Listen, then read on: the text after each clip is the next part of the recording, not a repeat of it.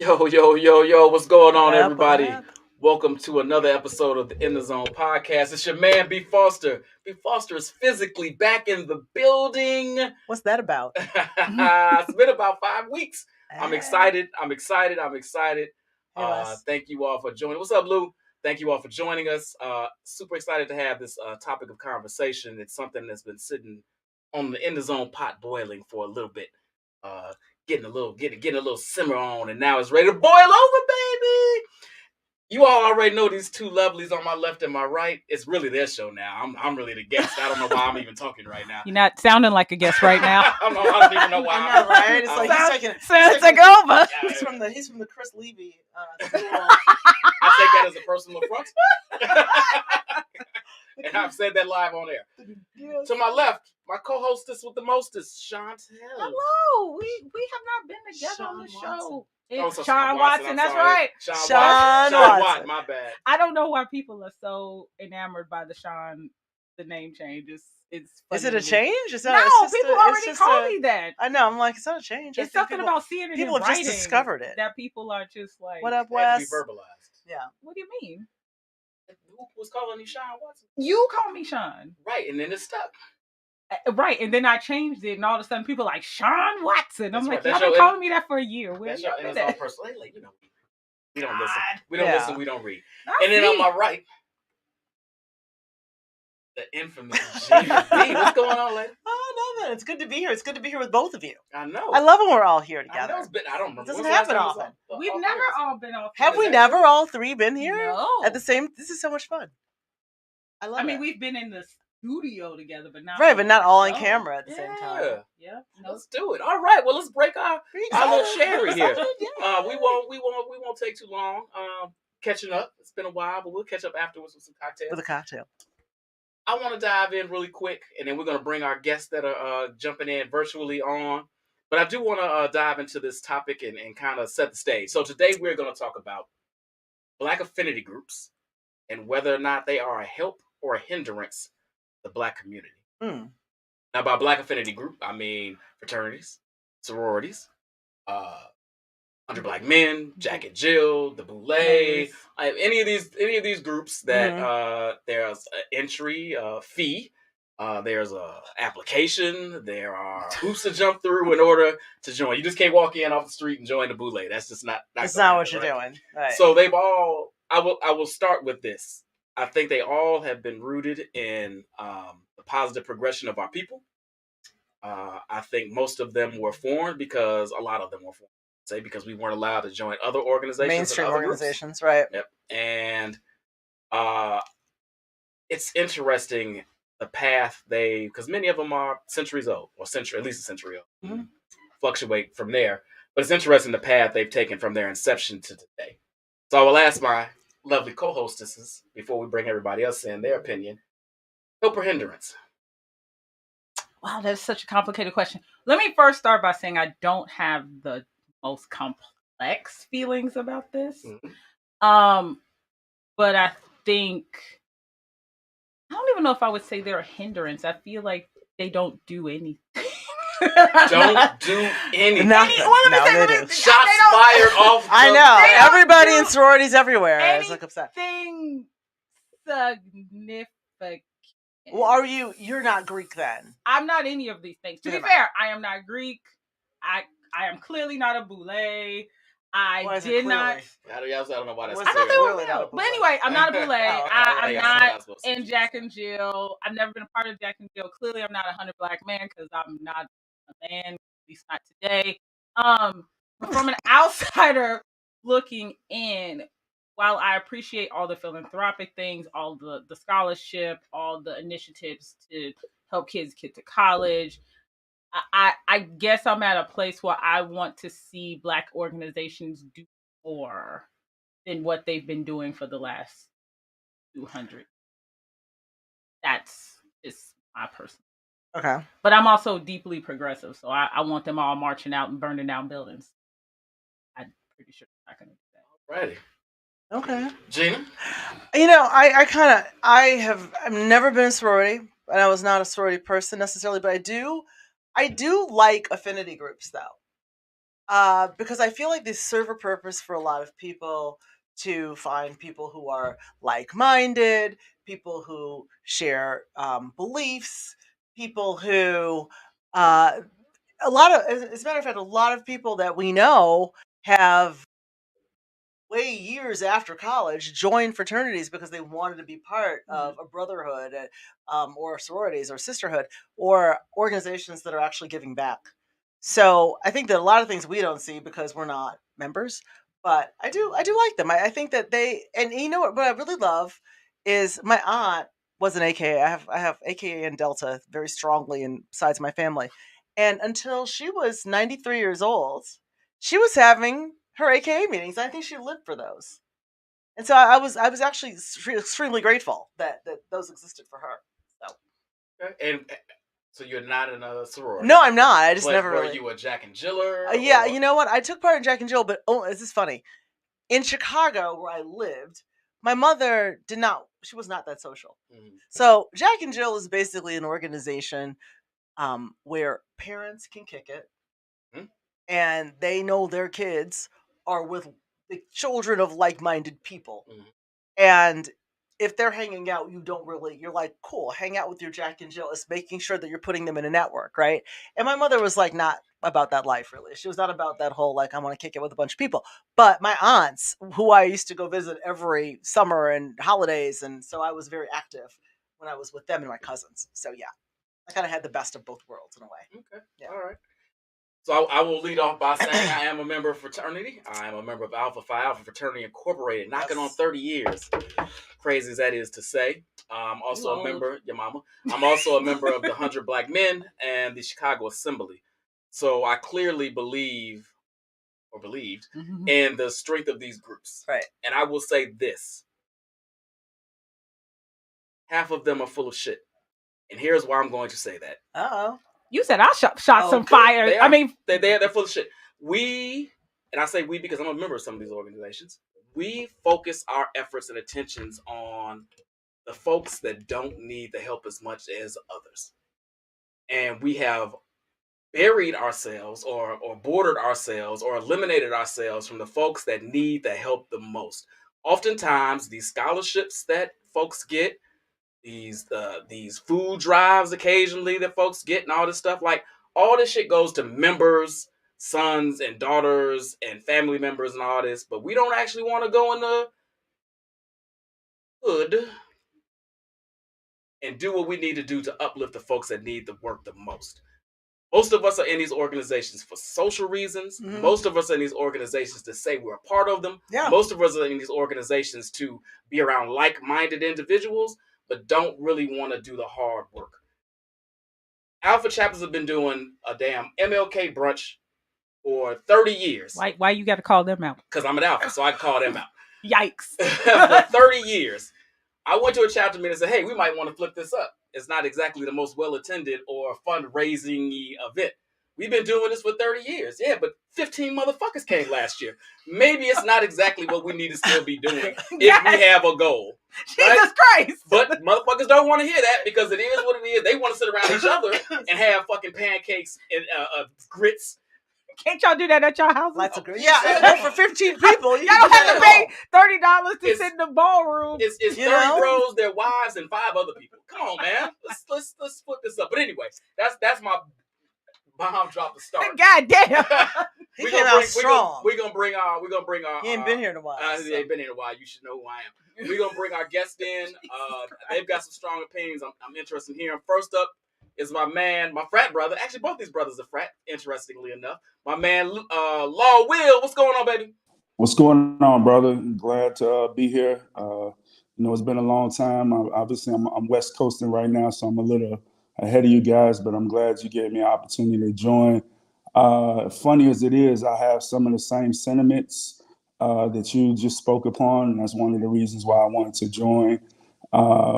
Just happy to be here. I don't know if you want to go ahead and do the other introduction. No, come on, drop on in. We'll bring Jay in after you. Give me your initial thoughts.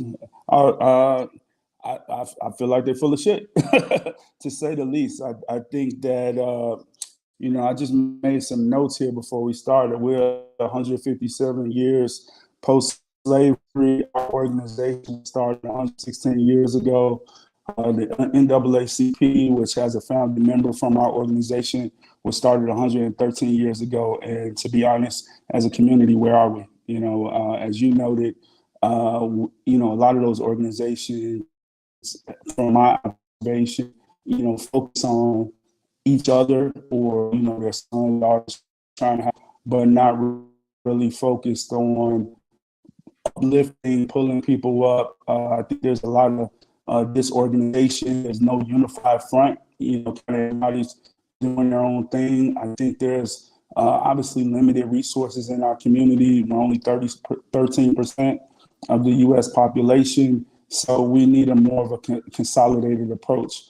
I also think some of the leadership has their own personal agendas, and that sets the organization back. It also not only creates distrust within the organization, but also distrust from within the community. There's no reason why any of these organizations, don't have charter schools or don't have this and that. As we say, our young people, are caught up in this public education, the prison pipeline. There's no reason that we aren't doing more, and it pisses me off. I'm obviously growing a little older. I have my own personal situations going on, or whatever, and optimistic as I am, I'm a little bit more pessimistic about where we are as a community. I think we get distracted by too many stupid things. Kanye, Kyrie, Kardashians. I can go on, and there's a unified front to move our culture forward.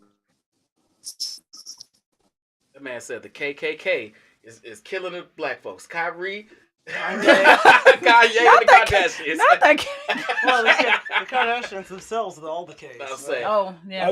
I'm just keeping it a buck. I'm just keeping it I a hear you, buck. brother. I hear you. Let me bring in our other guest. Good points. Good points, my man. I appreciate you. Is anybody gonna be pro the Affinity? I got some pros. Oh, too. okay. I just want my man. We're gonna bring him in. Jamil, what's going on, baby? What's going on, y'all? Sorry y'all man. can't see me. I don't know what's going on with these technical issues, but you scared? You didn't comb your hair today? You don't want to? hey, I don't know what's going on. He's wearing a bonnet. He got a bonnet and some fuzzy slippers on. Go put your eyelashes on, brother. You go come on camera. I know, man. What's going on, Fred? Don't know what's going on. I'm gonna try when I stop talking to see if I can get this camera to work. But it's all good. I'm really mad I had to go behind law because he done said everything, man. I don't know what I could. And he's gone. It snows and y'all internet go out. Oh, here he comes. He's back. Still no picture though. That's all right. Yeah, still no picture. I don't know what's going on. That's all right. We'll take your audio. So what you think, brother? Man, this is an excellent topic. Thank you guys for having me on. A lot of what Brian and the law said are true in terms of the showmanship, and people do it for the wrong reasons. But there is, like anything else, there are 20% that do it for the right reasons. So I believe, yes, they're still valid. Yes, what we're doing is kind of old, but it is something. I mean, it's nobody out here. There are plenty of people out here doing nothing. So I just can't sit up here and say that the people trying to do something are useless at this point. Do we need to update it? Do we need to switch it up? Do we need to go out in different areas and regions? To Brian's point about actually affecting certain demographics, which aren't affected right now, absolutely. But those people that are getting those scholarships, those young men that are benefiting from other programs that we do, or benefit from the mentorship and the guidance that people in these organizations give, that's proof that it still works, and that's the reason why it's still around today. I will. Great points, brother. I will co-sign that. I know John just asked anybody going to back it up. I will add on to what I led in with by saying that the folks that they affect, there is a very positive effect. 100 black men enter in communities all up and down the south and west sides of Chicago. Those young men need that mentorship. Some of the scholarships that Alpha Kappa Alpha and the Theta all these other fraternities and sororities and even Jack and Jill to an extent that they give, a lot of those students need that fund. So to say that they are completely um, outdated or not worth their salt, I will not stand for that. That's trash. But to these gentlemen's point, and to your point, even to an extent, how they are going about doing what they're doing, who they are really affecting that needs the most help, we need to flip that up. Because we were having this conversation earlier, and there was a bit of a disagreement. Well, not too much of a disagreement. I struggle with all of these groups. Again, like I said, I'm always looking for us to move things forward. And it seems to me that many of these, and this is no offense to any of you guys, are more like Jack and Jill. It is more a social group, which is not even a problem, right? Which isn't a bad thing. It's not a bad thing that there are social groups. But where I struggle is when I'm in conversations with the Greeks and the Boulets, and they paint themselves as not a social group, that they are doing things for the community to help move legislation or so Which on they and are. so forth. Which they are. It's not visible. If that's what's happening, and I said this on the Greek show, if that is what's happening, if that is what is doing, the Greeks are doing a terrible job letting the rest of the community know that that is what they are doing. And they have got to get much better at being more vocal about how they are impacting a community outside of just sending kids to college, which is necessary, right? Outside of having galas. I don't know if that's necessary, but people enjoy it, so fine. Get your tuxes It is out, gala season. But if we are creating laws, the Black community needs to know that. And it shouldn't be during a conversation while having a drink of wine.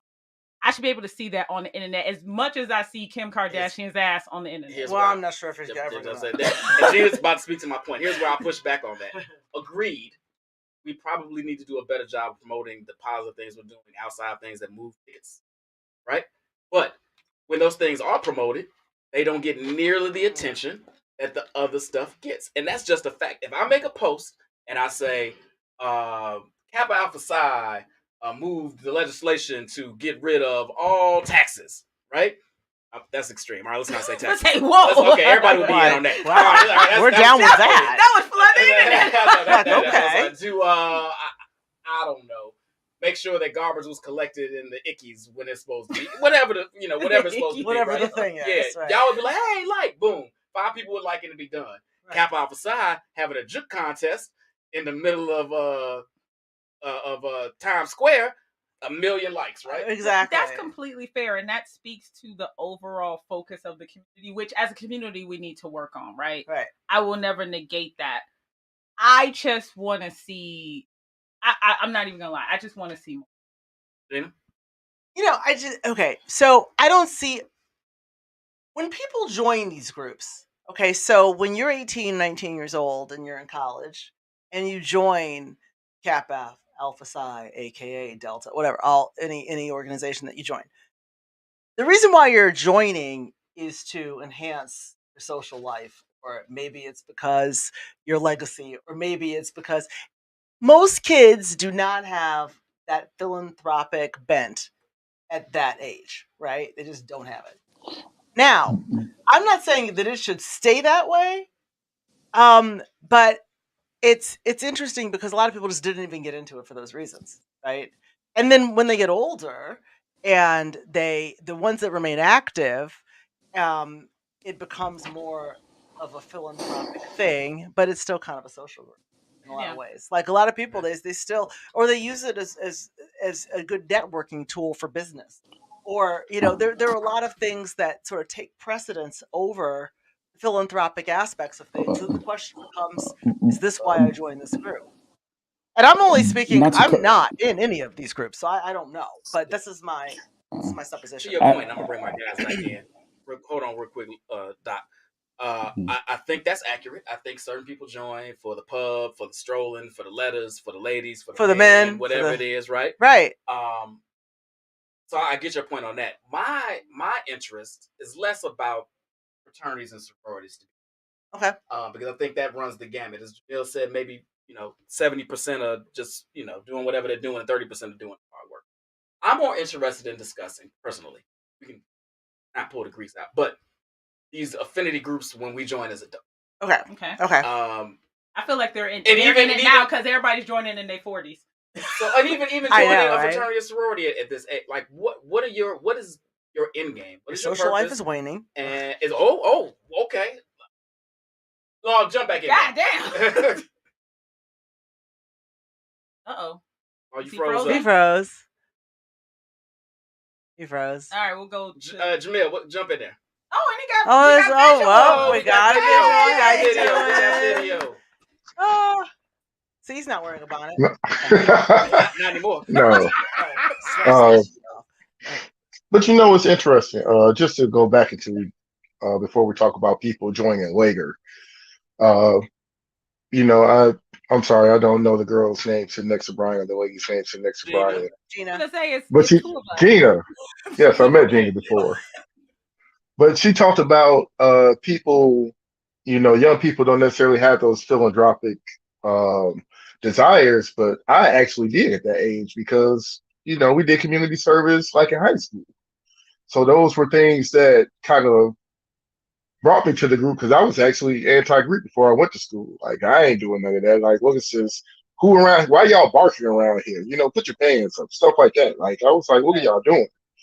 But I saw what guys were doing on campus, but then, I saw like they were cool too, which is kind of like what I thought I was in high school.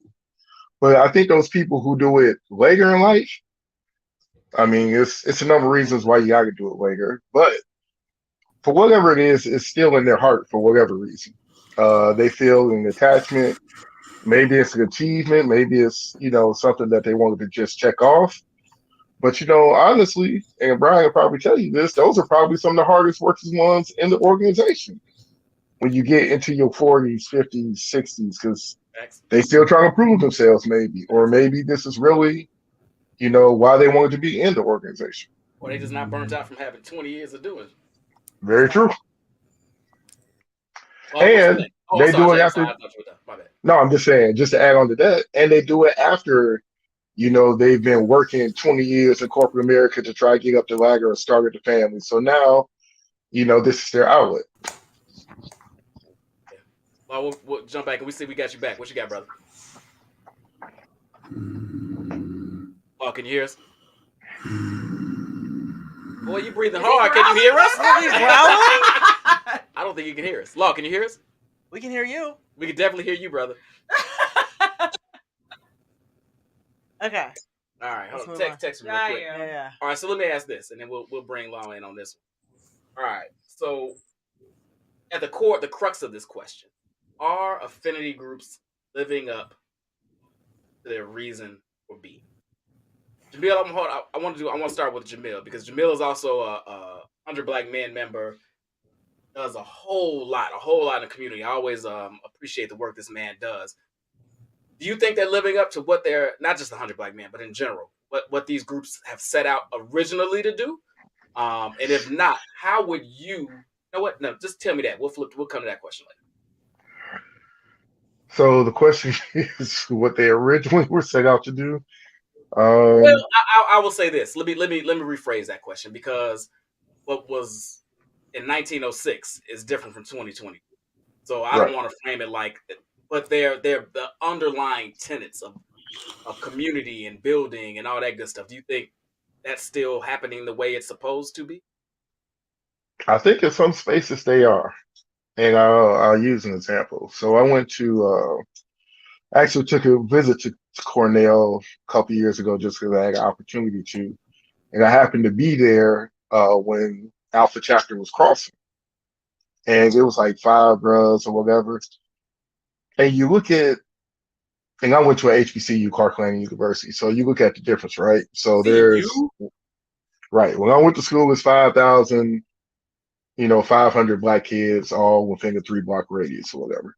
But when you go to Cornell and you see like it's maybe 200 Black people outside, maybe 50 of them in a fraternity or sorority throughout the campus.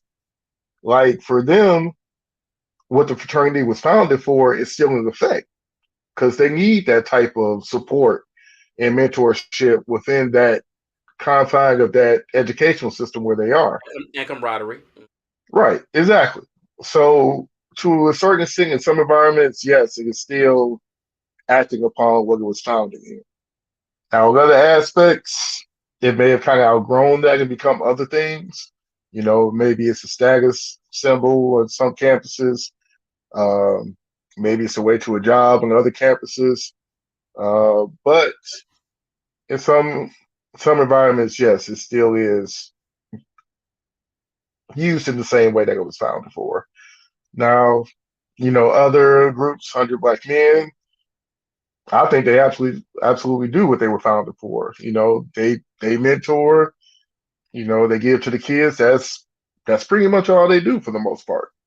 Um, you know, the status symbol is a little part of it, but I believe 100 Black Men actually does the work for the most part. Even more long term than maybe someone who joins a fraternity in undergrad and then, you know, really is not involved in the fraternity as a 40-year-old, 50-year-old, 60-year-old. But if you're in 100 Black Men, you're raising money for these kids, you're mentoring these kids, you're showing love for these kids, whatever the case may be. Max, I'm gonna say this real quick.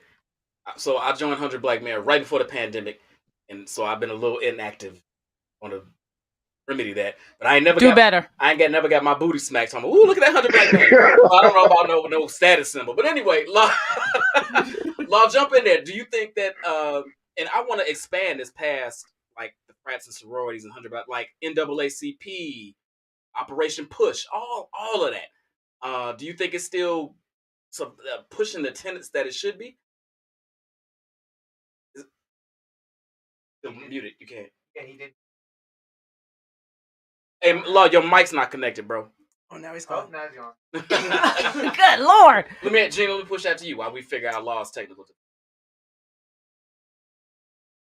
So, Sorry. all the tenets of the organizations from your perspective, and I am interested in outside looking in. Do you think that they are still pushing the positive progression of Black people in the way that they should? Well, so you look at groups like 100 Black Men that people join, you know, because they want to be a part of an organization that's doing things, right? And so, from my perspective, I see just probably a percentage of what's being done because I don't have purview, right? Like, what is the key point? But I don't have a vantage point, right? Because it's not my organization, so I don't know. But I do see the annual, you know, like 100 Black Men, like, you know, raising money for kids and, you know, all of that. I do see that part. Toy drive's coming up, people. I will Toy push drive it is later. coming up. Yeah. Because every year I see it, but I don't see. My thing is, it's difficult for us to really know what's going on inside of these groups because we're not part of them, and a lot of the stuff that they're doing has to be invisible to people who are not members. And so the question becomes: should there be a way for it to be more visible, and how does that happen so that people don't stake it for because Chantel doesn't see any of it, right? Like, you don't see any of this, but yet. I don't have any purview on it. Right. I know enough folks, or I spend enough time with folks where they talk openly about the initiatives that they are doing. Okay. And much of what I hear is the social aspect. And to be fair, as Gina's pointing out, I'm not sitting down and they're rolling out their 2023 agenda in front of Chantel Wright. So I want to be fair in that aspect. But somebody said something in the comments that I found a little interesting. I do want to touch on that comment really quick. What? Which one? Which one? Talking about that one. We dancing around politics. I was actually going to that and Jamal, the abdication of responsibility. Jamal, this show, look, Jamal, so you supposed to be on this show. I don't know why you watching. He can still hop in. He keeps that link on red. It's not an abdication of responsibility. The topic of the show is what we are or are not doing. It's not abdicate, so it's not for anybody else to say, well, that's the topic of the show. So let's not play that game. I know what you do. But go ahead. What I will say is what this critique I'm about to make is gonna be really, really harsh, but I mean it loving. Oh, you gonna answer this? White knuckle the chair for this one. Go ahead. and this is across all of it. I think we are too busy trying to make college educated one percenters in all these organizations. We are not focused on actually moving the community forward. And while I appreciate the scholarships, while I appreciate the mentorship, I have questions about the mentorship. What are we mentoring them to do? Are we mentoring them to go back in the community and build within the community? Are we mentoring them to go to Morehouse? Both are fine, but I have questions, and I'm irritated, and this includes me, right? I'm not excluding myself in this critique. I get irritated when we talk about the community of which we do not put any work in moving forward. And I find much of the conversation that we have around what we're doing in the community to be highly surface level. Highly surface level. Don't engage the poor. We don't engage the uneducated. Not really. We'll go get the uneducated who we think can be moved up into the 1%, the ones who continue this legacy of excellence and being my favorite, the talented 10th. But the fuck, are we She just hates gonna that keep shit. I do. I hate it to my core, but like I want us to really do something with the community, not just the ones who can be doctors and lawyers and CEOs. I get very frustrated in these conversations because we are really not if we just be really honest, we're really not about the community. Not really. Not Well, you genuinely. know, About our Can I go? Can I go real quick? Yeah, go on, Law. Yeah, Absolutely. go on, Law. That's for you. Go I'm, ahead. I'm sorry about the technical difficulties. Was you all It good? happens to the best of us. I like No that. worries. I see you. I see behind you too. I see what you're doing over there. No, but what I wanted to say, and I 100% agree with you about the talented TIF piece. But I think there's some value there. But what I will say about the whole talented 10th piece, me, someone that has multiple degrees, doctorate, etc. I also realize, especially with me having two young men myself, that everybody's not built for school at 18, 19, 20, 21 years old. Period. So we have to be able to introduce alternatives to them. Again, our school system is not for us. It never was designed for us, and so we have to figure out how to integrate within that. I'm a big proponent of starting our own. I think we talk about charter schools. I was very pro, for example, urban prep, and they had some success. But again, I mentioned leadership earlier. I think there, as some of the leaders, whether it be urban prep, NAACP, Operation Push, it becomes an ego thing, a power thing. And I think the ego has to be removed.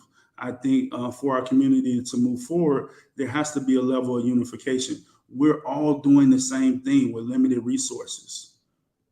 And I We're actually all push doing back on this. that point about there being the limited resources. I think the more upwardly mobile version of us have resources that we are not willing to share across the board. Not only share. Yeah, we have resources, but uh, we're in competition with ourselves. We're in Yes. competition with each other, and Yes. I think and don't get me wrong, I've been there.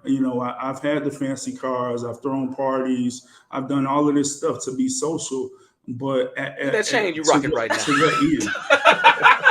That You man know, trying to make a point. Look, in hate, bling bling. I see you, brother. Go ahead. That man is trying to make a point here. I couldn't. I mean, I'm still gonna do me. As well you should, baby. As well you but should. but I'm also about helping and inspiring.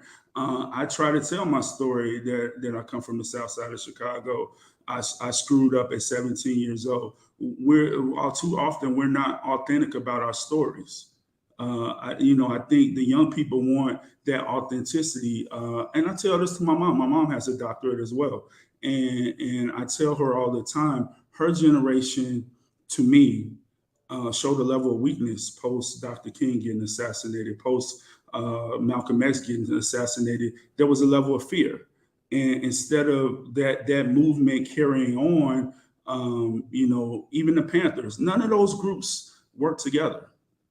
And because they didn't work together, they had their own segments, factions. If you want to talk like street talk, gang talk, whatever, there became these factions, and everybody's doing their own thing. We can bring the black church into this discussion. Uh, Absolutely. my mom was a associate pastor at Trinity. I had issues with Trinity coming up because it was the talented tenth. It was the elitists.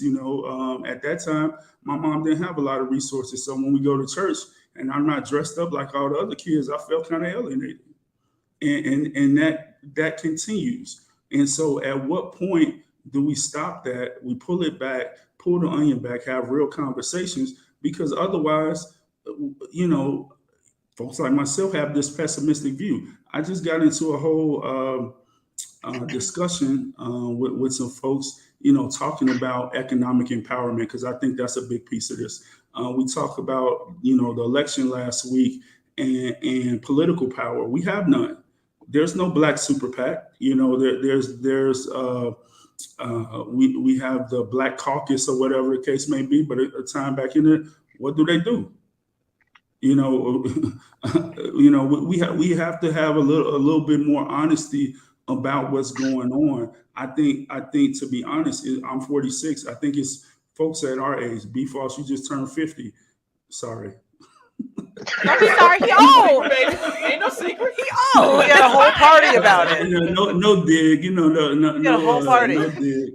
But I think at this point it's on us to relay the groundwork. I think our parents' generation, our grandparents' generation, they did their work. We have to make some decisions about how we want to move forward. I looked up. I didn't realize the NAACP at one point had credit unions. Yeah. I don't know if anybody else knew that. I clue. realized. I did some research before we came on this. So the Sigmas and the Zetas have a credit union. The Omegas have a credit union. Why aren't these groups kind of working together, pooling the dollars, instead of having individual credit unions by organization? Why isn't it a national Pan-Hill credit union or whatever it is? Why aren't we working as a collective? And I think really that's the problem. And the other thing too is, and I'm going to tie this back to even the Obama presidency. We all worked together to help get Obama in office. Once he got in office, we saw him as a savior, and a lot of the work stopped. Even with the current vice president, the AKs were out trying to get her in. The D9s were out trying to get her in, and instead of holding folks to the fire to the work that we want, we like, okay, you in now, it's on you. And I think to me that's a problem. I know I've spoken a lot. I'm going to go ahead. No. You had technical. I'm glad you just hit on a lot of points that I appreciate. I'm glad you're here because of that. Two things I want to say, and I'm gonna hit passage to Jamil because I saw him on mute for a hot second. One, the reason we aren't like you don't know about the megas and Zetas or whatever having their own credit unions or whatever, because or us working together in that vein, because we all still want our individual shine, our credit for doing what we do for our community, right? It is about the collective good, but it's also about knowing I did that for the, which is the problem, part of the problem. And then the second piece, which I've been drinking and now have forgotten, I will come back to after Jamil speaks. And now no camera for Jamil. Yeah, Jamil is there, but that's Jamil jump back in. I'm honest about my drinking. I appreciate the transparency. Your honesty is go. refreshing. Let's Jamil. go, Jay. You're muted. I'm mute, baby. Can y'all hear me? Yep. Yes. Oh, my earbuds went out for a second. So You gotta charge him. That's the. You just go. No, I You had a not gonna call let that him. came You gonna in. stay on his neck. That's Stay what I do. on that neck. Me and Jay do that. Man, I had a call that came in and it kicked off for some reason. But anyway, I just want to go back to what Chantel was saying about the community and the people we reach in the community. Here's the other part, right? None of these programs cost anything. Like the community can walk in at any time from anywhere. There's no, the west side can't come or the south side can't come or people past 99th Street can't come. anybody's welcome. They got to want to walk through that door. They got to want to come and get that mentoring or You these sure? resources or whatever we have. We can't go out to 6 million people and try to find every little black boy on the corner, for whatever reason to help him with whatever issue he's going through. Yeah, All we but can do is provide and hope that they come. And when they come, we serve yeah, for but whatever the even organization is. I get Now, what we you're could do more marketing, more outreach, or what have you. But at the end of the day, either that child or that parent has to go walk through that door. And I know all of us have had experience where the child is the reasonable one, or the child is the one that shows initiative and catches the bus to go wherever, whether it's school, whether it's the library, whether it's church, whether it's the he urban did. I league. wasn't gonna say nothing, but I'm just, but no, I'm saying that's something that's ingrained in that person, and they take that step. So we can't sit up here and say, "Oh, you need to go out into the community more." Most of But these organizations are out there, but nobody's taking advantage of what they have to offer, Hold on, and that's the sad part. So that goes to like Law was talking about voting. You know how many arguments I've had about people voting and all the bureaucracy and all of the hurdles, but yet they got the newest pair of Jordans because they stay on that app for 3 hours to hit that button, or they 100%. stay in line at Foot Locker for the new release date. Like I really had an argument about somebody about priorities. what are the barriers to voting, right? And they give me all this stuff. And I was like, well, what stops someone from mailing their ballot? Well, they don't know how. Okay, you got the answer in your hand, Google it, right? You Google anything else you don't know how to do. If I told you, I got a free bedroom in Jamaica next week, you going to do whatever you got to take. You're going to find them flights. So you can't find instructions on how to do a mail-in ballot. Like you can be a part of the process and never have to leave your home. But yet we still want to, in our mind, pretend like there's barriers there that are keeping us or they're not involving us. You got to want to do it. I'll say, And some of these kids don't know any better because of their environment yeah, Jay, that hold we're on, trying to reach or that we're let me trying to stop you there real serve. quick. So I get that and I have empathy for them. But the Jay, can you same hear me? way I could say that, there's another kid that gets their bug up and gets on the bus to go learn something somewhere else where they're not getting it from home. I want to bring Law back in, and I appreciate that perspective and that.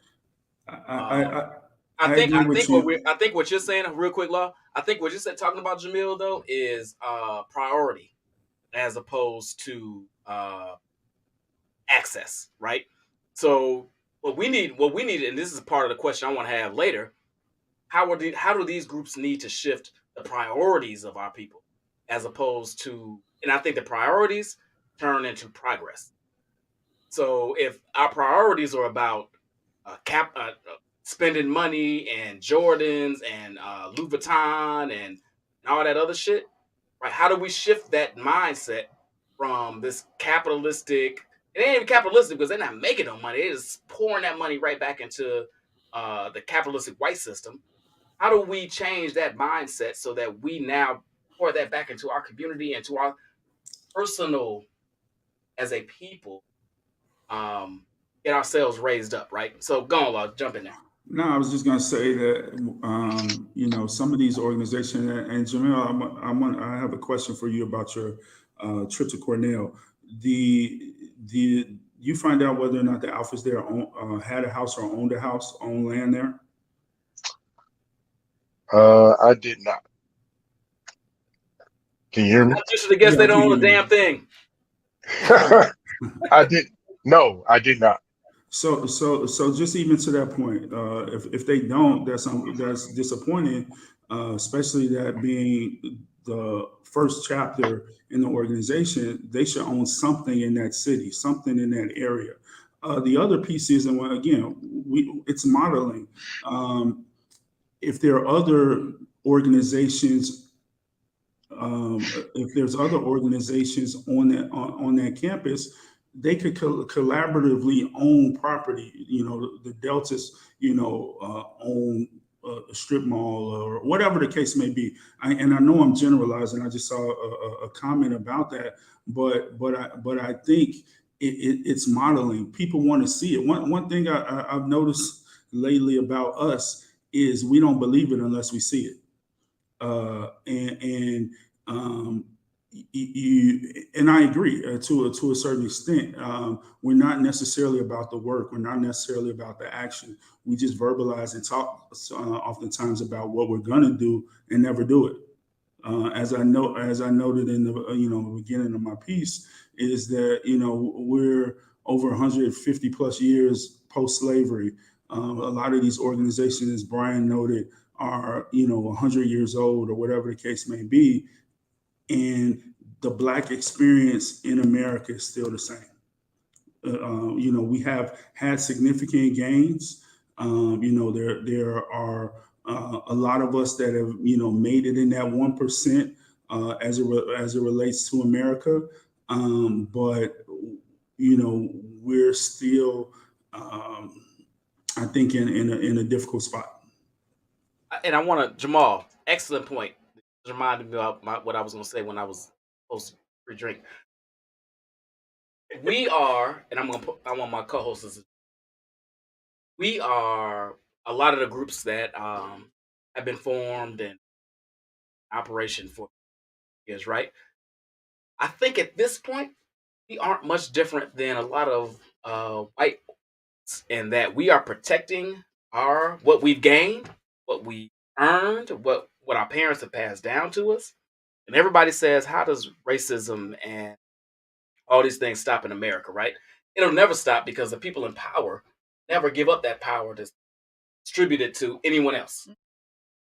I think blacks in that talented 10th, which I know you hate, are the same way. We're lip service, we'll do this, but if I have to actually sacrifice what I've got, we're not gonna do it. Oh, we going there? Okay, cool. Okay, cool. So go ahead. I think I've said this on the show before, but I will say it again. Black folks are marginalized white folks. Sorry, not sorry. And when I say that, this is what I mean. To Brian's point, many of the lessons that we've gotten from white people, we do it within our own community with this talented, to his point, hoarding resources, only utilizing them for our own particular circle. These are things we learn from white folks. And this is a lot of my conversation. Like, we have got to divest from whiteness, because if we do not, we will continue this cycle of pushing kids through college, making sure they get that degree so they can make that 6-figure or at some point 7-figure income. Because I assume at some point it won't be 6 figures, will be basically $30,000 a year. 6 figures doesn't 6 We're going to keep pumping out these languages and these images to these kids that they only can interact with the people who do the same thing they do. And we all know that the majority of our community don't make enough to be able to feed their own families. So what are we really accomplishing here? But I feel like that's an old message, though. Hold on, Jay. I want Gina in those. I mean, I agree with a lot of what Chantel said, and I agree with a lot of what you said. I think there are a lot of people who are holding on to their resources. They're using it for their own, my kids, my people, my friends' kids, my group. They want to make sure that people have better lives. But I also think that a lot of people don't know outside of their circles, really. Just like there are people who are in their neighborhoods who haven't been outside of it. I think that happens also on the other side of it too. I think there are a lot of people who, they just don't know how to start. They don't know who to start with. They don't know what they can do to make a meaningful difference across the board. That's fair. And so I think that stunts people. I'm not saying that that's the norm, but I'm saying that actually is a possibility. I could roll with that. But I'll say this too. My dissertation was written about a school in Inglewood, and I'm still quite in tune with the student populations of a lot of the schools in Chicago, for example. A lot of those buildings that are still open, especially on the south side, are underutilized. Why aren't those community centers? Jamal, you talked about reaching people where they are. It's not necessarily going to someone's home. It's about utilizing the resources that are already in the community, having those conversations with the alder person or whoever to better utilize those buildings to, again, retrain, help people. Some of these young people that are in these communities, the education system failed their parents. their parents don't have the skill set to be able to provide for their children. So what skills are we teaching them that aren't necessarily college to help the parent to be able to uplift the young person? Again, we unfortunately offer a lot of lip service. We need to really be bringing solutions. What's the plan? I tell my students, I teach at San Diego State now. I used to teach at Chicago State, and I always on my students. Okay, you're a little bit away from graduation. What's your 1 year plan post graduation? What's your 3 year plan, 5 year plan? Let's talk what income you plan on making, because some young people have unrealistic expectations, whether it's through a degree program or through some trade. They think, oh, out the gate I'm getting $100,000, which is in some instances not real. We talked about the future state being seven figures, but if you're not really having these conversations about what fields really have opportunities. Some people all went into tech really not really even interested in tech because they thought it was a money grab. Well, some people aren't getting jobs. Some people went in so many other industries really not having a clue, just because someone told them that's going to get the quickest bang for your buck. The other thing too is, if we think about the school system, coming out of the late 70s, early 80s, and even into the early 90s, the trades and vocations went out of the schools. So you really weren't giving young people an option. Everybody went to college. And if you didn't go to college, they forced you to drop out or whatever the case may be. And you got in this student loan trap. I know there's so many people praying that Congress and Biden, yeah, I've been blessed. I'm one of them. I would say the number that got I pay wiped my away. shit, y'all pay yours. Fuck that. Fuck you. Yeah, I would say the Biden's made number this that shit. got wiped away from me, but there'll be some hating on this call. But so many of us have gotten trapped. That's taken away from Black wealth also. So if you're a Black person that has a college degree and you're with 40,000, some upwards of 100 some thousand, you're in the hole. And that's a problem, because if we're talking about bringing each other up, we're again already behind the curve. And I think again, it's really about real conversations. We can't have this elitist mentality. We have to figure out real solutions, how to better utilize our resources not only in the community, but from within. And again, the ego has to be removed. I think we've been continuing to do this same cycle for umpteenth years.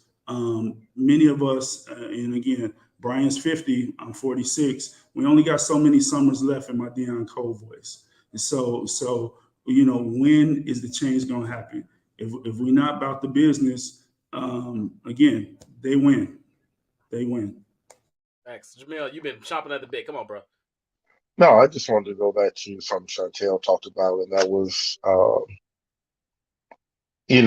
parents pushing their kids to go to college or what have you. I think that was our generation. I don't know if this next generation of parents are still doing that. These kids have so much more, access to resources that we didn't have. They got the internet. Anything they want to do is on YouTube. Anything that they want to learn how to sell, they can go out and find it. And I think that although these next level of parents think that education is still important, they're not pushing them to college. They're pushing them to make money, follow their dreams, kind of figure it out for themselves more than our parents did. Our parents are the ones that told us to go be doctors, lawyers, engineers, even though we didn't want to do that.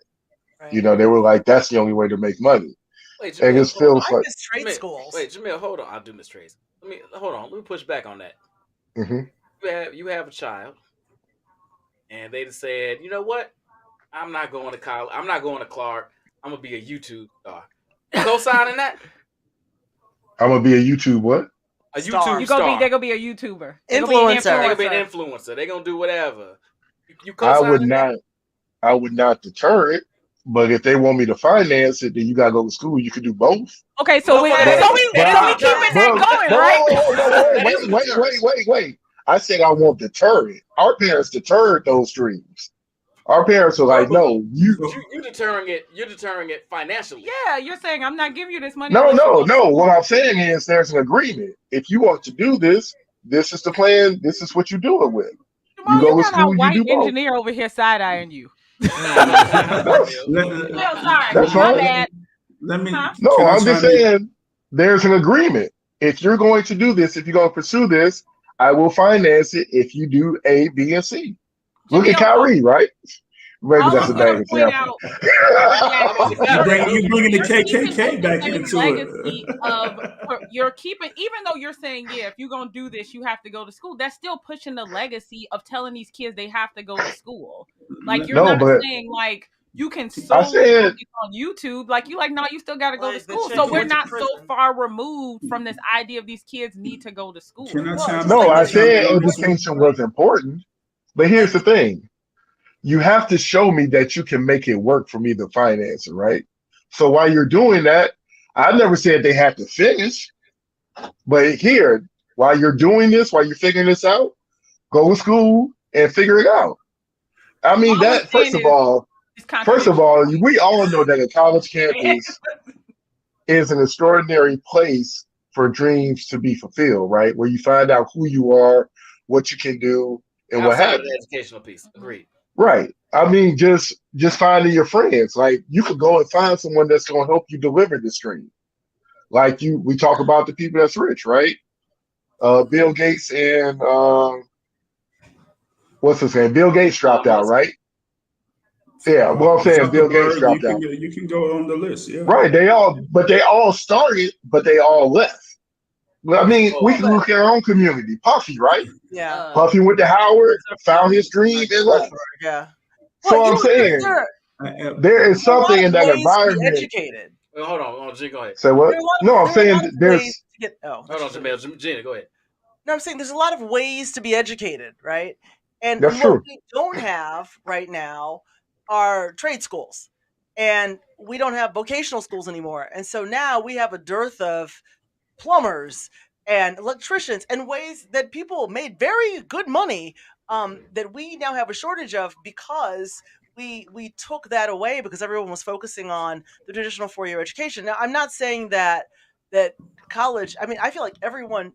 You should never stop educating yourself ever. Like, I don't care how you do it. But I think that, parents have to realize that every path isn't for every kid. Like, and it's just to nurture them.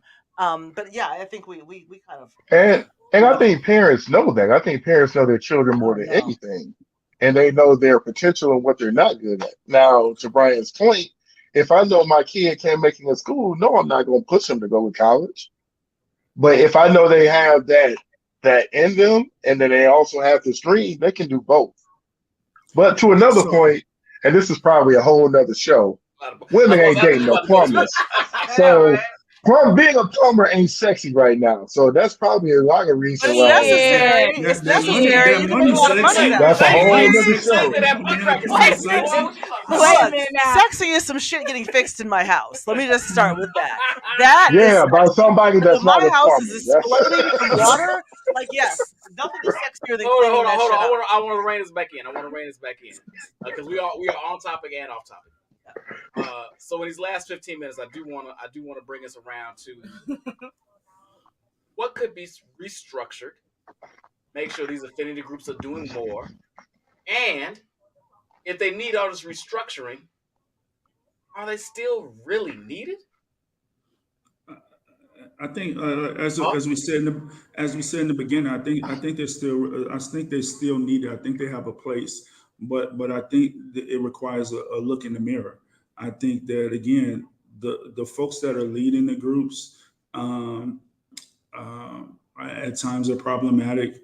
I think that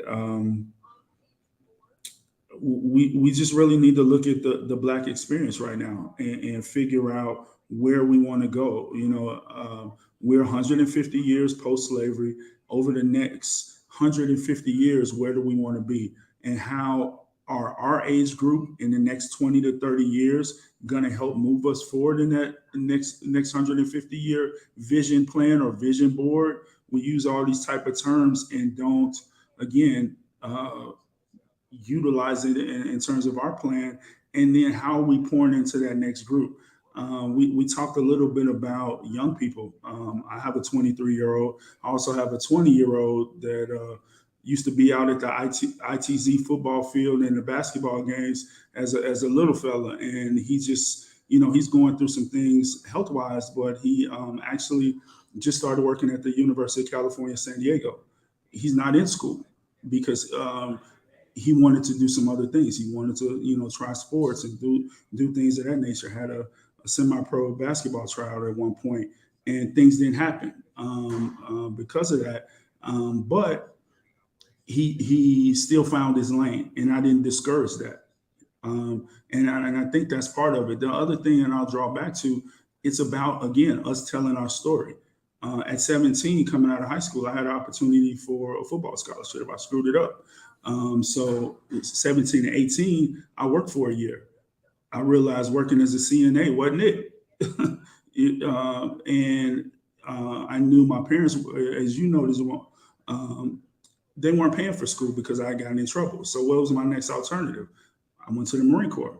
So we have to identify options for young people, have real conversations, really help them, map out a plan. Again, the school counselor is not going to do it. Some of these parents, especially from that are kind of underserved or in these situations, they don't understand that. And I'm big proponent on using the smartphone that they got this huge data plan for that they underutilize. Google, there's a lot of stuff they can search to get the information. How can these affinity groups help shape that? I think using the technology, podcasts. I think there's so many forms that these organizations can utilize to get the messaging out that I don't think they utilize enough. I appreciate that both of you guys are in 100 Black Men and doing the thing there. I've seen some of the things since I've been in California, and I do support what's going on. I'm still very in tune with what's going on in the city, and I think that some of that needs to be duplicated in these other organizations. But I think land ownership, economic empowerment, pooling again these resources will do more to bring us up. And again, these groups have to be the leaders of that movement. Yeah, Jamil, jump in there. I think they have to be focused on what they want to do. I mean, they all have their arms and hands and everything, right? So, for example, like the urban leagues, or the urban league, maybe they just focus on economic, uh, economic justice or moving us forward economically. The NAACP focus on civil rights and voting rights, and those are their lanes. Like they focus on that, but we both know that both of them dib and dab in the other, right? So I think we have to get some defined roles, which will be really hard because everybody likes control, everybody likes to have a voice, everybody wants to have a hand in everything. But I think it's defined roles and defined organizations to do specific things. And if we can get that, then maybe we can make some traction more than what we're making now. It's me now. You point your nose. It's me now. Come on. Kind of a hard question. I agree with both Law and Jamil. Jamil, I said it right this time. I just think as a whole, we really have to stop trying to operate in a white world, trying to operate in white rules. I think we really need to look at the Law's point, right? What do we want to accomplish? What do we want to do? And actually create how we're going to outside of what we already know how to do, right? And elaborate. to the earlier point, right? Many of these groups, and you said this, right? Many of these groups are really built off what we know works in a white world.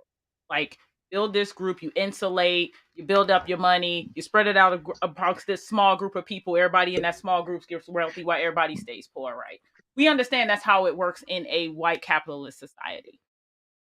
We need to let go of that and think of a different way to, and I don't know what that way is. I quite frankly don't know. It would take a lot of work for all of us. Not saying we can't do it, but we got to stop using the rules we know to try to build. I think we just have to dream bigger, and I can't even get like all the words out. But We got to but I think think differently. but I think too we've given some examples. We talked about plumbers and people that are educated. The blueprint's been out there. Booker T. Washington had a blueprint about vocation.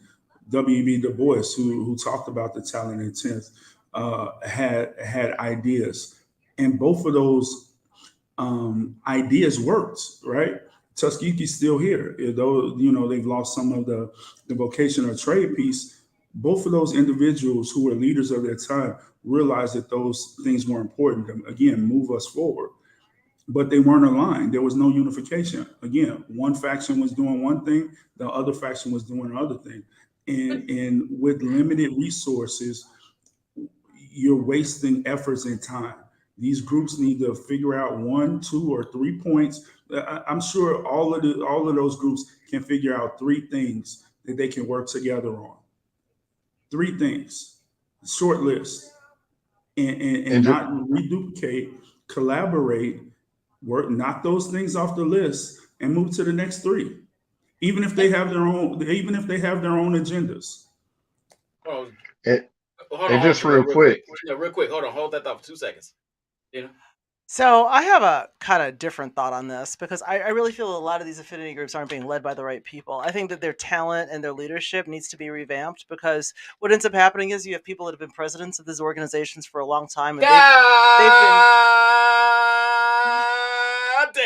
Go ahead. they've been doing what they've She's right. She's right though. Damn, she's right. Go they need ahead. to blow it up because they have these leaders that have been doing what they've always done and getting the same results as they've always had, and they're not always right. And I think I understand that, like, it's prestigious to be leaders of these groups, but they really need to, the talent needs to be there. They need to find the right talent to strategically lead these groups toward where they want to go, and someone who can actually maybe breathe some new blood into the executive leadership. No more pancake breakfasts.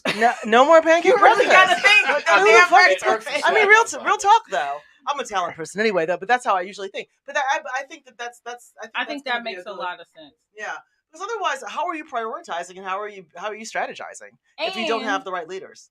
here's what I was really trying to I get got you to. next, Jamil. It's got to be community first, like hands down. Well, And people have to care. fair, People have to care. Like it's if you, and but it not has to only be that, community first. but people have to care about themselves. Like, I tell you what, I manage teams, and I can tell you there are some black people on the teams that I've been on who have not done well. Why have they not done well? Because they don't care as much.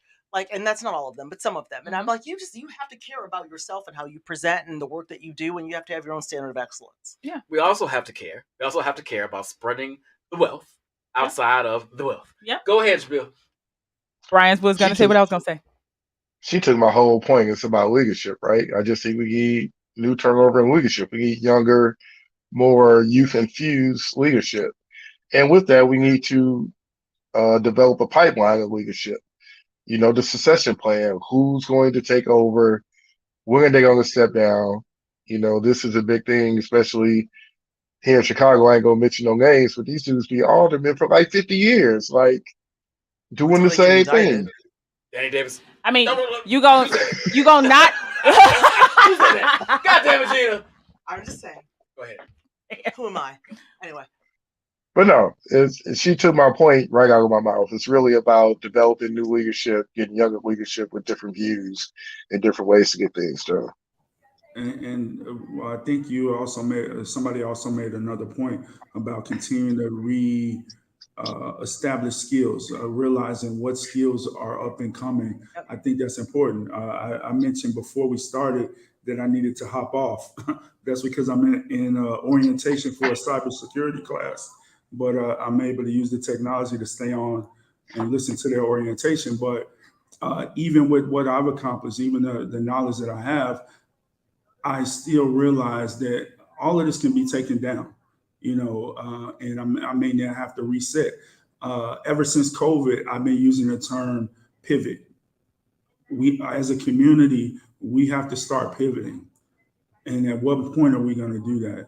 And again, it's going to take us. It's going to take this 50 something to 40 something group or even 30. I'll back it up a little bit to really start the pivot and have to And be these really and be committed to the pivot and not be pessimistic, still have a level of optimism, still willing to roll up your sleeves and do the work. Too many of us have gotten in these positions. Our careers have started, or we bought that nice home, we got our foreign or whatever we're driving right now, and we and we and we're not trying to roll the sleeves up no more. We figure our Or work is risk what we done, got. and the work doesn't Right. stop till we leave here. Well, we need and things like these If organizations we're got to truly pivot committed, also. if we're truly committed to our community and betterment of our community, like a lot of these organizations talk about, the work doesn't stop. Facts on facts. Go. No, I was just gonna say we need things that people can't take away from us. Education, they can't take away your professionalism. They can't take away a lot of things you can like bake into yourself that But Chantel said they ain't got to go to school. So when they gonna get this education from? I didn't say. I mean, quite frankly, they don't have to go to school, right? Like we know plenty we of should always be people, educating ourselves that- any way we can. and That's right. education isn't That's just true. in a In a building, building, that's right. right? Never With a stop. teacher teaching you, no doubt. Right. No But doubt. All right, guys. So we are 4 minutes away from close. I just want to give everybody a minute, 30 seconds, 45 seconds, a minute to give us some final thoughts on this. This conversation could go on for weeks. I love that we've touched on so many things today. But Jamil, final thoughts. Great conversation, guys. Glad to be a part of it. I think really what it comes down to is we have to challenge ourselves internally to be a part of the effort to change and not get frustrated. Because some of us just get frustrated, take our ball home, and go play with the people in our neighborhood. And that's the issue that we have. Is really the frustration part. So we got to get past the frustration, put down the ego, and keep fighting. Brother Law, what you got? I 1,000% agree. I appreciate being able to join. I think pivot. We have to be willing to pivot as a community. We have to get away from these old ideologies, this old way of thinking, figure out a new way to fight. I look at it as almost war. We're kind of at war, not only with America at large, but with ourselves. And until we kind of deal with that, these groups deal with that, we become a lot more collaborative and work together. I don't know what this next 150 years is going to look like. I know, again, I'll probably only be here for 20 or 30 of those, but my hope is in that time frame, I see more of us moving forward than being stagnant or moving backwards. You got more summers than that, homie. You I got was more gonna summers say, than that. I No, know. you know what? COVID was a crazy experience, and what my youngest son is going through right now is a crazy experience. So I have to have a level, being a realist.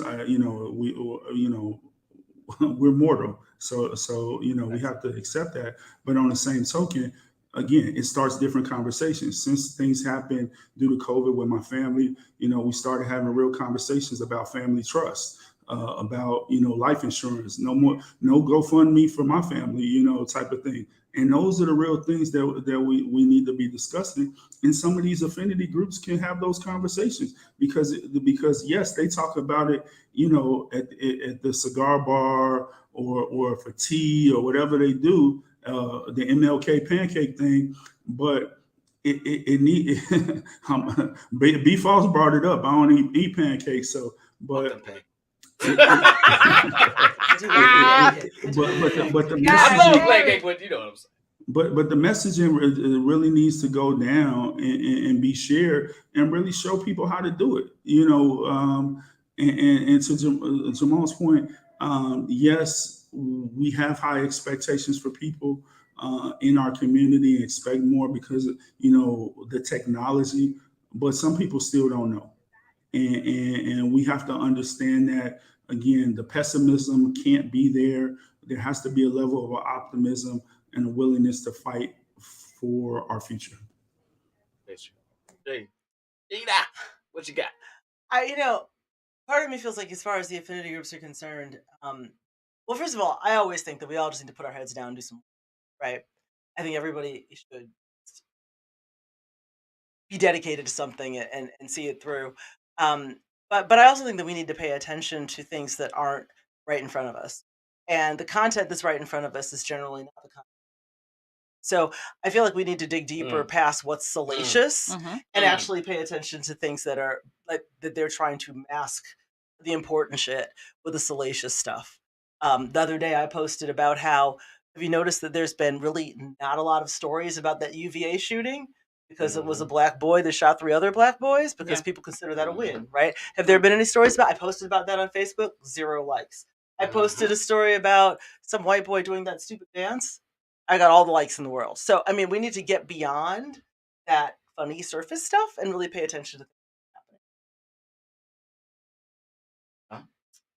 I'll make it quick. It's just it just needs to be community first. And not just the community but the community at large. We just focus on how we build and move the community forward. I think we'd see the kind of progress that we'd like to see. Or at least the starts of that. That's it. That's the tweet.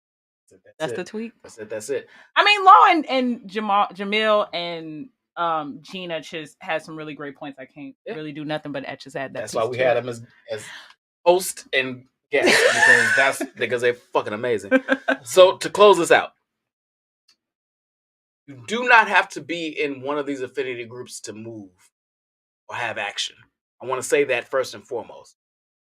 A lot of people sit back and they throw rocks or throw stones or have judgment about what these affinity groups are doing, why you're not doing shit outside of posting on Facebook or Twitter or making a TikTok video or whatever you're doing on the social media world, but you're not actually getting up and moving the needle in any real way. Fuck you and whatever you think, unless you're actually going to get in these streets and do something. Well. Point 1. Point 2. This is Drunk Brian, by the way. This is yes, this is Drunk Brian. Unification. We have touched on this in a variety of ways. As members of GLOs and other affinity groups, I know we all want to shine, people. We all want to say, we did this. We made this happen. It was us. Hey, can it be all of us? The needle moves more when more people are pushing it. So let's not hoard what we want to do.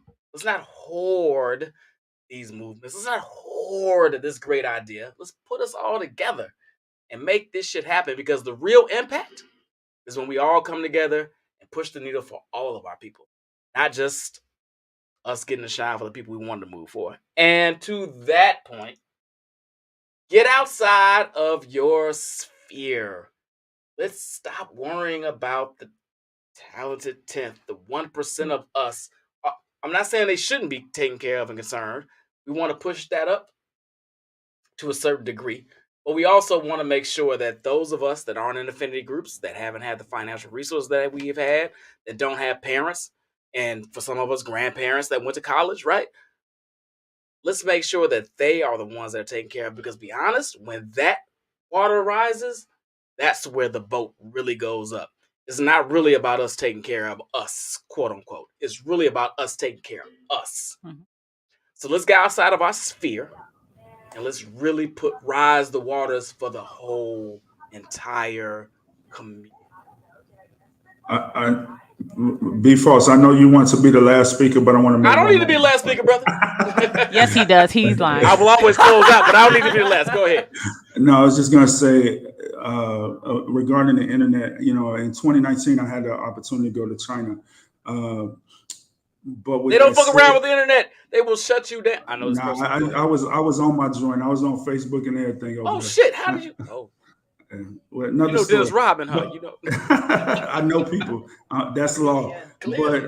But what I was gonna say is, um, China is heavy in Africa, right? There's no reason why U.S. blacks can't collaborate with the motherland, especially with the use of technology. Great point. We talked about resources and collaboration.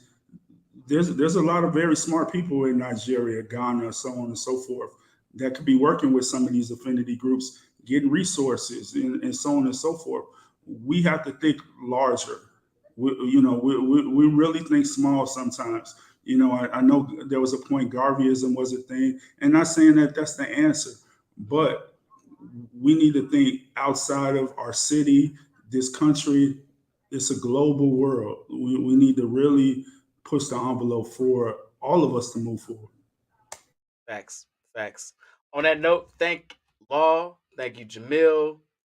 You all were awesome. Appreciate your perspectives. Always thank my co-hosts Gina, Sean, Watson. So you don't gotta say the know whole why thing. people Is like it this all fucking one name word? so much. Is it all one word? Sean Watson. Sean But Watson. when I was saying Camisas, ladies and gentlemen, welcome to the Hey, stage. Sean Watson. Lord So have mercy. we are off next week. It is Thanksgiving. Yes, So sure is. enjoy your family. I want you to make your pies and Eat lots. your chitlins if that's what you do, or your lox or whatever it is. Oh. Yeah, eat lots of food. Enjoy some football. I don't personally celebrate it, but I respect those that do. And Saturday, before you leave out on break, Sean and I will be breaking down Better Blues. Oh wow, I've never actually seen it all the way through. Who Don't has take never- my who has black never- card. I don't know how this happened. Take my black card. I don't know how this is the sexiest Denzel has ever been, so I don't know how this happened. Sure is. But she has never seen it. She's gonna watch it between now and then, and we're gonna break down from my old eyes and her new perspective. Better Blues, a Spike Lee production. So tune in for that. We appreciate you all. Be safe during this holiday. Wherever you're traveling to, we hope you make it back. You and your family make it back in one piece and safe. And while I don't personally celebrate it, I do get the connection and the reconnection of family, particularly some people. This might be their first Thanksgiving since COVID. Some people still didn't do it last year. So appreciate your family, appreciate your love. Everybody travel safe, and we will see you Saturday, and then after that, we will see you the Wednesday after next Wednesday. Yep. All right. Peace out, y'all. Thanks In for His Own having me. Podcast. Love you, baby.